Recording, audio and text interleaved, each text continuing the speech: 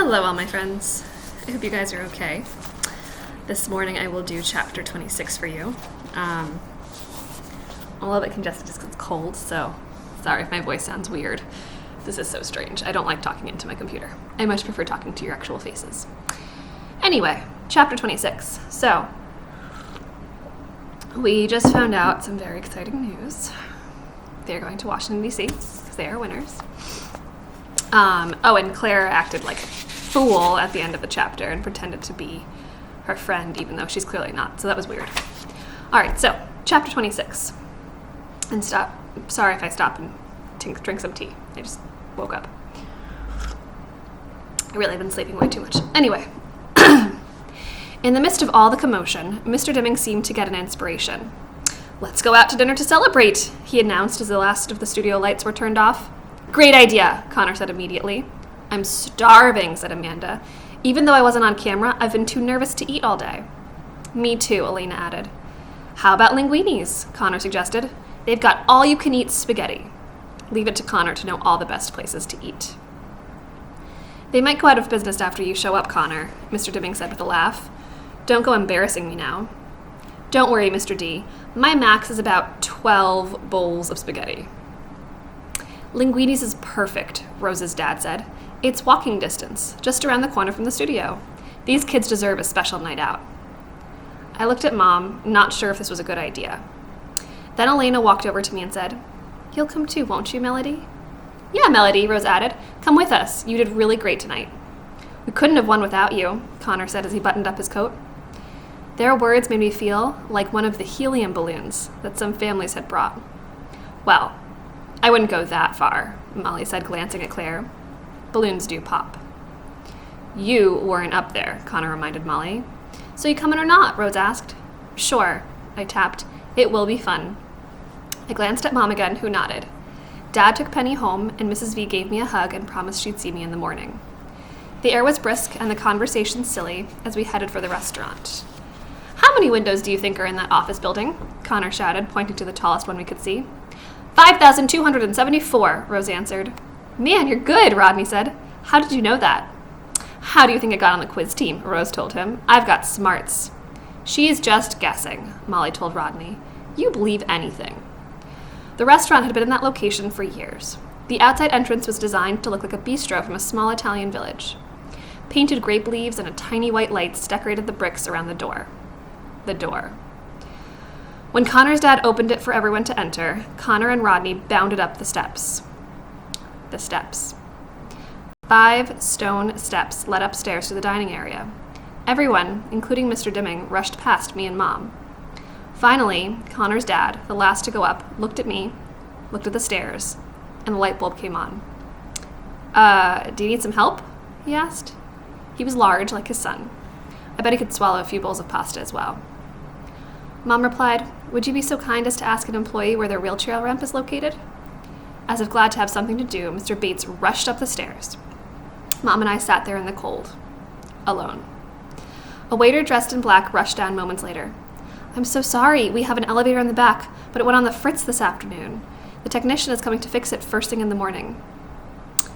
"That's not going to help us tonight, is it, sir?" Mom told him. Her voice was tight, but not angry. "I'd be glad to help you carry her up the steps," he offered. "No," I tapped. My eyes begged Mom. Mom told him, "Just hold the door for us, young man. We'll be fine." He did just that. Mom turned her back to the stairs, got a good grip on my chair, tilted it back slightly, and took a deep breath. I was so glad we had decided on the manual chair this morning. Mom gently rolled the back wheels up the edge of the first stone step. Pull, roll up, bump. First step. Pull, roll up, bump. Second step. Pull, roll up, bump. Third step. She paused and took another breath. We'd done this before, many times. Pull, roll up, bump. Fourth step. Pull, roll up, bump. Fifth step. Then we finally rolled into the dining room, which was crowded with noisy, laughing customers. "Over here, Melody," Mr. Dimming called as he saw us. Mom led me over to our very large table, and I was relieved to see that the group had left a spot for me. With all the kids on the team, plus their parents, we took up a big chunk of the table space in the place. In some restaurants, the tables are too low for my chair, but this time I was able to slide perfectly into place. Mom helped me take off my coat, then sat in the seat next to me. She gulped the water from her glass and asked for a refill. Wonder why. The waitress began to take orders. Rodney and his parents ordered a large mushroom and onion pizza. We're vegetarians, Rodney explained. I had no idea. Can I get a steak, Dad? Connor asked. His dad clapped him on the back. Sure, I think I'll have one myself. For this one night, you get anything you want. Connor's eyes got large. A whole chocolate cake? You'll barf, boy, his dad replied. I want the pasta delight, Rose told the waitress, with extra cheese. Me too, said Amanda. May I have the spaghetti and meatballs, please? Elena asked. Claire and Molly both ordered lasagna. When the waitress got to me and Mom, I was ready. I'll have mac and cheese, please, I made Elvira say. The waitress looked a little surprised, since most of the machine was tucked under the table. But she was cool, and acted as if she got orders from Medi Talkers every day. Sure, hun. Coming right up. You want some salad with that? No, thanks. She gave me a real big smile, then took Mom's order. Only my mom would order baked fish at an Italian restaurant. As we waited for our food, the cheerful mood continued. Our tables were covered with white paper instead of tablecloths, so everybody, including the adults, had been given crayons and markers. Look at this! I drew a giant monster rabbit, Connor said. He glanced at Rose's drawing that added large green teeth to his own. And it's going to eat that wimpy bug you just drew, he told her. Rose laughed. Well, this is a poisonous spider, and it's going to bite your silly old rabbit. Rodney and Connor then lined up all the salt and pepper shakers and started tossing sugar packets over the barricade with forks and spoons as catapults. But I noticed that Claire, who was sitting next to Rodney, was strangely quiet and didn't even pick up a crayon. Engage the enemy, Connor cried. Score! You weren't even in my territory, man. Besides, you tossed the pink fake sugar stuff. You only get half points for that. I sat and watched my teammates do such ordinary things. Drawing, laughing, teasing, joking. I really tried hard to look like I was having fun too, but all I wanted to do was go home.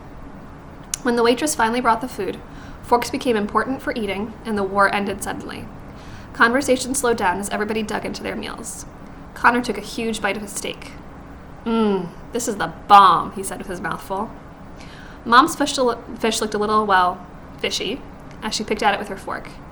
She and I were thinking the same thing, I knew. My food sat untouched in front of me.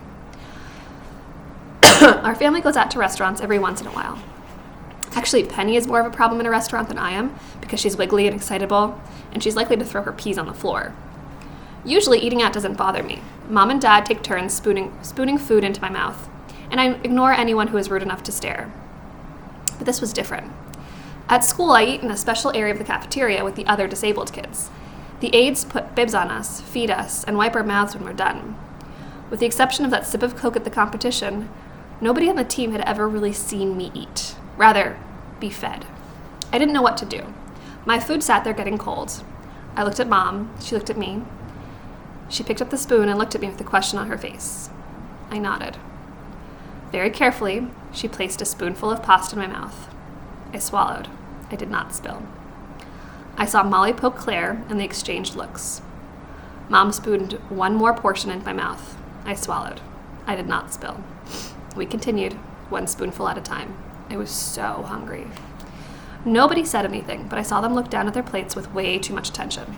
It got quiet. Even Connor stopped talking. Finally, even though my plate was still full, I pushed it away. Would you like to take this home, Melody? Mom whispered. I nodded yes, hugely relieved, and she signaled for the waitress, who also brought dessert menus.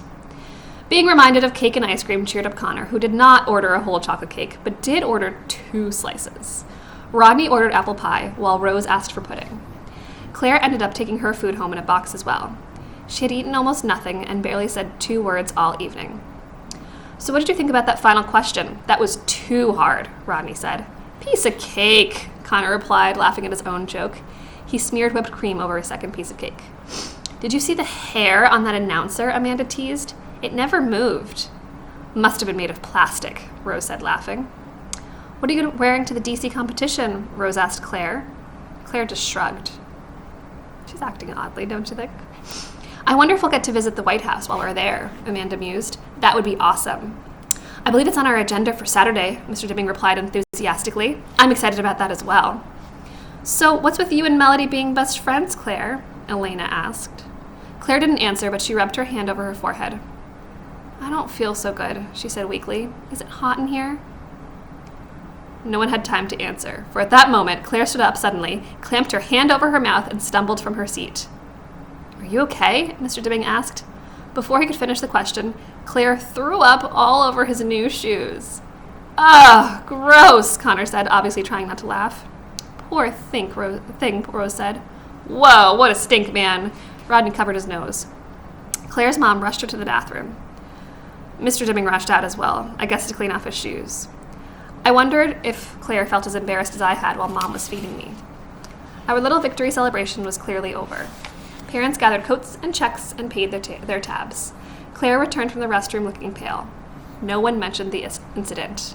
We all headed for the steps. I thought. Claire got sick in the middle of a crowded restaurant, yet I'm the one everybody looks at sideways. They all had to wait for me and Mom. We took our time. Push gently, roll down, bump, top step. Push gently, roll down, bump, next step. Push gently, roll down, bump, third step. 5 bumps down to the bottom of the steps, and I was still so hungry. Interesting chapter. So, as much as she's really happy and thrilled and excited and part of the team, we kept getting reminded that she's not. I wonder how they'll treat her in the future. Anyway, chapter 27 tomorrow. Hope you guys are great. I miss you all. Bye.